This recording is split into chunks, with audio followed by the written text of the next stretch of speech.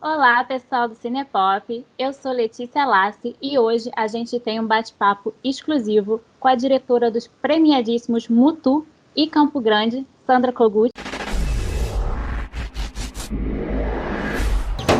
Fim de ano é o pesadelo do caseiro. Ih, gente, é aquele moço da tornozeleira, né? Abre logo essa porta pra esse homem deve ter trauma de portão fechado. Mais de 10 chamadas desse número. Eu achei que podia ser uma coisa urgente.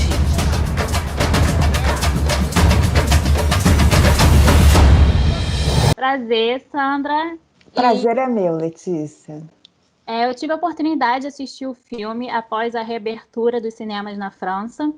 E eu estou feliz dele finalmente chegar ao grande público, depois de ter passado por festivais internacionais também aqui. Eu sei, o filme tem a Lava Jato como plano de fundo, mas a sua visão foi através não dos protagonistas, mas das pessoas que estavam ali ao redor do que estava acontecendo dentro de uma casa, de uma família, porém, a gente pode trazer isso para uma visão maior. E é exatamente essa minha pergunta. Será que a gente pode fazer esse paralelo da população brasileira também ter tido aquele choque inicial, não saber o que estava acontecendo, ficou um pouco ali sendo inocente nesse caso, de não saber, ingênuo, na verdade, não inocente, a palavra certa.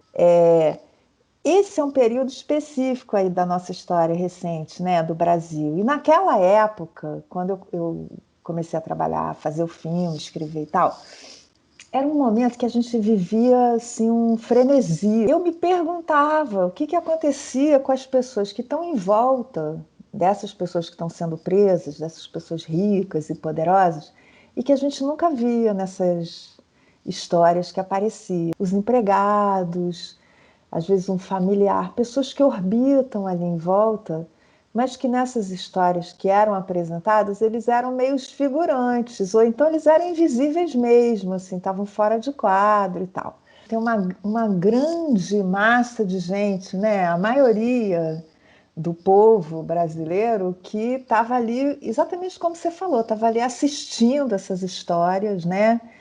E, de uma certa maneira, excluído delas, mas, ao mesmo tempo, muitas vezes dependendo daquelas pessoas, né, enredados naquela situação. Tanto que no filme, a própria figura da Madá, que é a caseira, né, que é a Regina Casé, que é a protagonista do filme, tem vários momentos que você vê, ela não é boba, né? Ela não é ingênua, mas ela vê que ali tem uma situação que é muito maior do que ela, que as possibilidades, as opções dela são nenhuma, né? Você vê que ali está a origem do que está acontecendo hoje também no Brasil, né?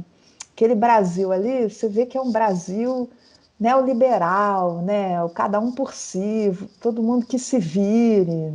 Mas é uma crítica a esse tipo de projeto de país, né? Esse país aí do cada um por si. E sempre nessas histórias, quem acaba se dando mal são essas figuras, né? Então são sempre os personagens mais também comoventes, emocionantes, né? Falando da Madá, eu queria saber se quando você estava escrevendo o papel, a Regina Casé estava na sua mente, era para ela esse papel, porque eu sei que vocês já tinham trabalhado juntas e depois, obviamente, todo mundo faz essa analogia de que horas ela volta, ela acaba se tornando maravilhosa, tanto no filme anterior como nesse. Então, o personagem foi feito perfeitamente para ela, foi feito pensando nela. Sim, porque a Regina é o seguinte, a Regina é uma amiga e parceira da vida toda. Eu conheço, a gente se conhece há muitos anos, já trabalhamos muitas vezes juntas. Enfim, a coisa não é de hoje que a gente tinha se prometido uma para outra, em algum momento fazer um longa. Mas eu também estava procurando que projeto, sabe? Porque e esse eu achei que era o projeto certo, para a pessoa certa, na hora certa. Eu acho essa comparação com o Que Horas Ela Volta, inevitável, na verdade é totalmente diferente. Se você olhar para os dois personagens, são quase opostos. Assim. A personagem do Que Horas Ela Volta é aquela empregada submissa, né? Um perfil até meio antigo hoje em dia, né? Assim, nordestina e tal.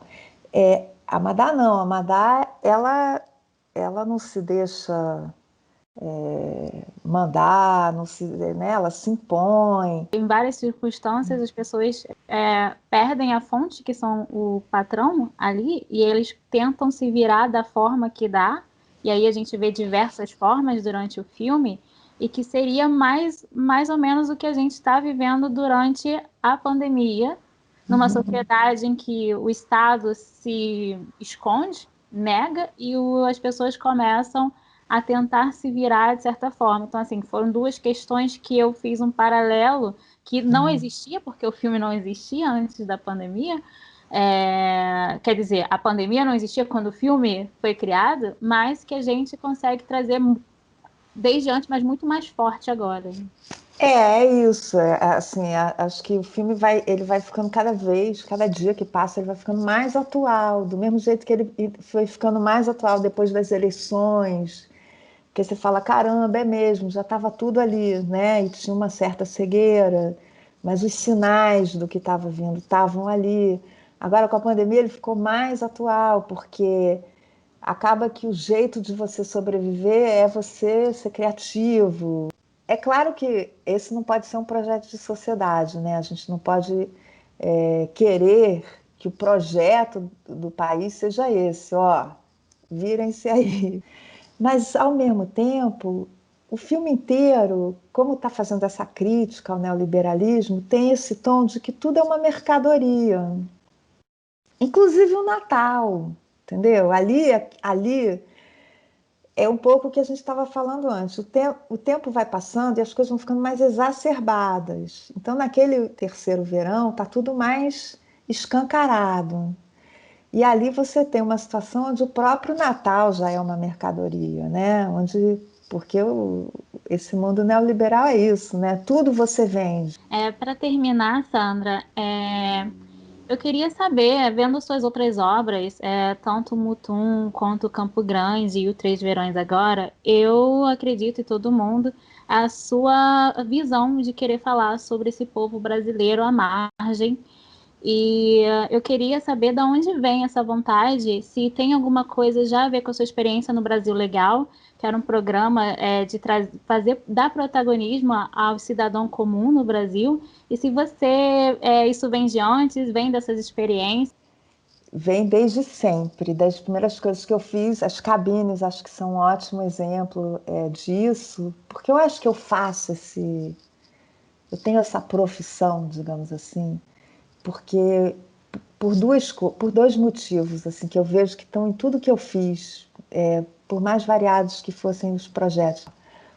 As cabines, essas cabines que eu te contei, que eu comecei a fazer no final dos anos 80, eu era bem novinha, era uma época que não tinha o digital, por exemplo. Então, essa ideia de que isso que a gente está fazendo agora, né, que a gente faz todo dia, que é você falar com uma pessoa pelo equipamento, pela parafernália e ter uma relação de ida e volta, né, interativa e tal, não existia. As pessoas não podiam sonhar em elas produzirem alguma coisa. Então, eu queria inverter esse negócio. A gente via a televisão, mas a gente nunca entrava ali. E eram pessoas comuns, era gente na rua, né? Seria, acho que impossível para mim não falar disso, né? Dessas relações sociais, dessa massa de pessoas anônimas que estão aí, que não chegam nas coisas, que são invisíveis, cujas histórias não estão aparecendo, cuja voz a gente não está ouvindo. Foi um prazer conversar com você aqui. Foi um prazer. Obrigada. Me irrita com essa tua alegria. De onde é que você tira isso, hein?